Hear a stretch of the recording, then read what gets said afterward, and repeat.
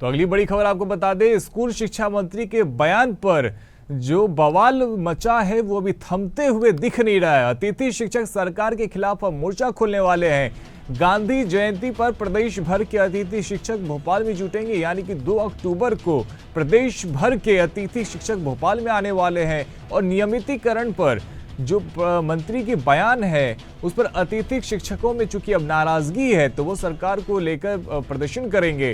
School शिक्षा मंत्री के बयान के बाद लामबंद हुए अतिथि शिक्षक मंत्री उदय प्रताप सिंह नाम अतिथि शिक्षकों को उन्होंने मेहमान बताया था।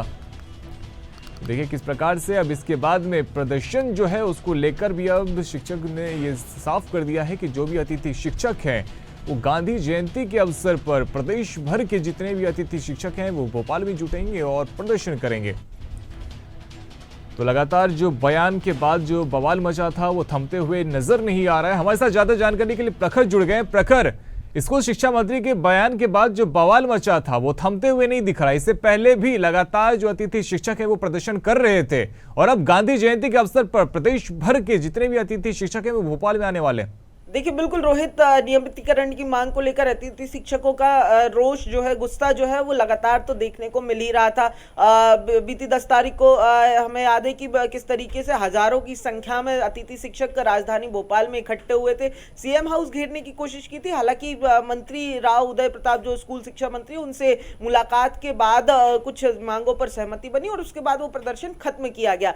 लेकिन उस प्रदर्शन के उस मुलाकात के चंद दिनों बाद मंत्री राव उदय प्रताप सिंह ने एक बयान दिया जिससे एक तरफ तो सियासी घमासान मचा ही हुआ था, लेकिन जैसे ही वो सियासी घमासान थोड़ा सा शांत हुआ तो अब एक बार फिर से अतिथि शिक्षकों में एक बार फिर रोष जो है वो देखने को मिल रहा है। मंत्री राव उदय प्रताप ने अतिथि शिक्षकों की नियमितीकरण की मांग को लेकर ये बयान दिया था कि अतिथि शिक्षकों के नाम में ही अतिथि है तो नियमित क्यों किए जाएंगे, और साथ ही उन्होंने ये भी कहा था कि मेहमान हैं, घर पर कब्जा कैसे कर सकते हैं, इस तरीके का बयान दिया था। जिसके बाद से अब अतिथि शिक्षक एक बार फिर से लामबंद होते हुए नजर आ रहे हैं। भोपाल में 2 अक्टूबर यानी कि गांधी जयंती के दिन ये तमाम जो अतिथि शिक्षक प्रदेश भर से बड़ी संख्या में इकट्ठा होने की बात कर रहे हैं, सरकार के घेराव की बात कर रहे हैं। देखिए विरोध न केवल इस बयान का है बल्कि इस बयान के पीछे की जो मंशा है, जो मायने हैं, उनका सबसे बड़ा विरोध जो है वो ये होने वाला है। क्योंकि अगर बात की जाए, जब इतने कड़े शब्दों में मंत्री ने अतिथि शिक्षकों की मांग पर प्रतिक्रिया दी है तो ये साफ हो जाता है कि जो अतिथि शिक्षकों की नियमितीकरण की मांग है वो पूरी नहीं होने वाली है। यही आधिकारिक लाइन है, ये समझ में इस बड़े बयान से, इस कड़े बयान से आ जाता है। और अब ऐसे में नियमितीकरण की मांग को लेकर ये जो विरोध प्रदर्शन है अब ये एक बार फिर से सड़कों पर दिखाई देगा। राजधानी में ये जो अतिथि शिक्षक है वो लामबंद हो गए।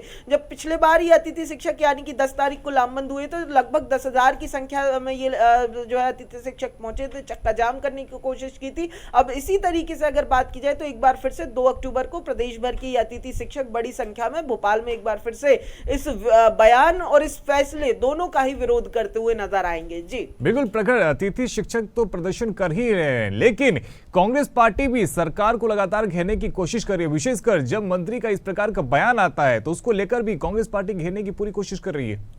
देखिए बिल्कुल रोहित, जिस तरीके से ये बयान सामने आया था साफ तौर पर सियासी बवाल तो मचना ही था। क्योंकि लगातार ये अतिथि शिक्षकों की मांग ये कोई नई मांग नहीं है, लगातार ये मांग की जाती रही है। ज्योतिरादित्य सिंधिया जब दल बदल किए थे उस समय भी अतिथि शिक्षकों का मुद्दा एक वो बड़ा मुद्दा था जो उनकी फहरिस्त में शामिल था, जो उन्होंने कहा था कि जो सुनवाई कमलनाथ सरकार में नहीं हो रही। वहीं पिछले साल लोकसभा विधानसभा चुनाव के ऐन पहले तत्कालीन मुख्यमंत्री शिवराज सिंह चौहान ने भी ये घोषणा की थी कि योजनाबद्ध तरीके से इन तमाम जो अतिथि शिक्षक हैं उन्हें नियमित करने की प्रक्रिया तय की जाएगी।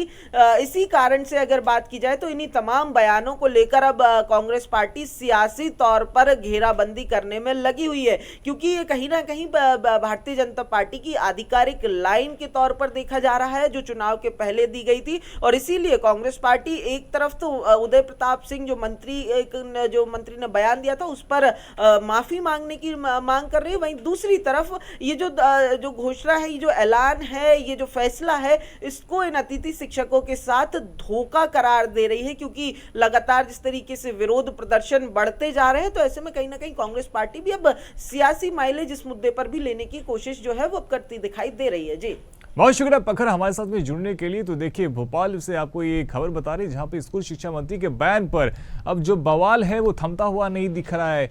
और गांधी जयंती के अवसर पर भोपाल में प्रदेश भर के जितने भी अतिथि शिक्षक हैं वो भी आने वाले हैं और वो कहीं ना कहीं सरकार के खिलाफ मोर्चा खोलते हुए नजर आएंगे।